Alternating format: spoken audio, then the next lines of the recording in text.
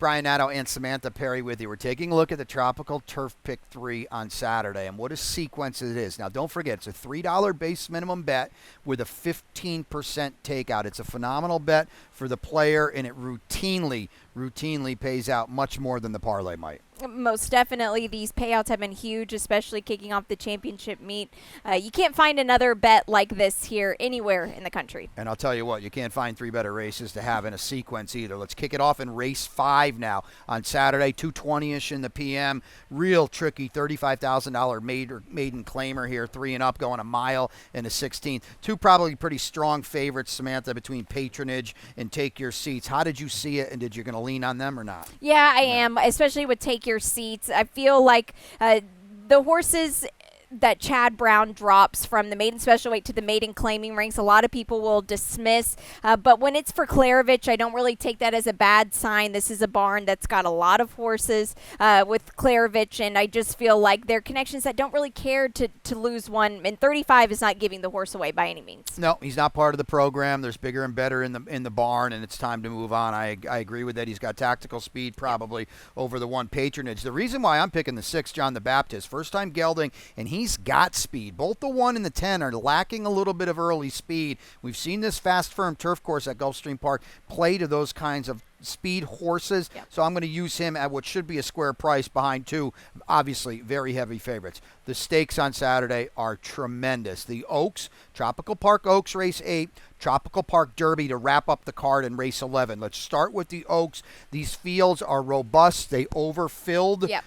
Many want to run, 12 can. How did you see a wildly competitive Tropical Park Oaks, Samantha? This is a really big spread race for me here. I think the Phillies division is just so open. The number 8 VView is a horse that I felt was compromised by the rail setting last time out. And we'll take a look at that replay. That was in the Cellar Shiraz where the rails were at 66 feet. As you can see, Brian, it took a while for her wheels to get going. And it was, I don't want to knock the winner at all in our time, who we're going to see in this race as well, because she was very aggressive and impressive on the front end, but she benefited from that rail setting. And I feel like VView now, with Tyler Gaffalione, who knows this filly very well for the Jack Sisterson barn, is sitting on a big one today. Well, my long shot's in here, and it's Random Harvest, who's 2 for 2 for Jimmy Toner and Joe Allen, the homebred here. The water's a lot deeper. She's stepping way up. This is a barn that's been firing at the meet. We're going to get a price, and we've got a world of upside. I'll take a shot with her. She's got some tactical speed, too.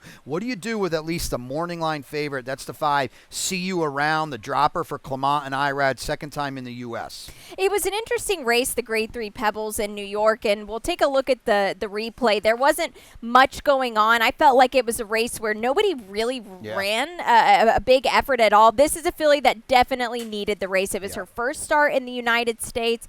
I think that kind of played against her a little bit. She was the 3rd choice in the betting board that day. I know a lot of people will see the price on their form and maybe think that she wasn't bet. Right. She was the 3rd choice.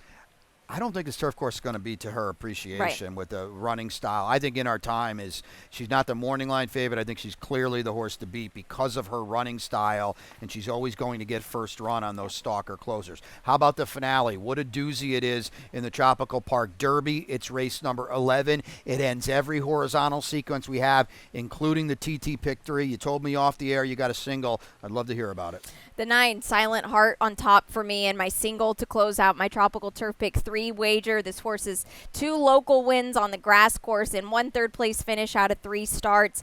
The win last time in the Showing Up Stakes was very impressive. I believe that was all of our best bets that day, and this horse still went off at a pretty nice price. I don't think we'll get that here today.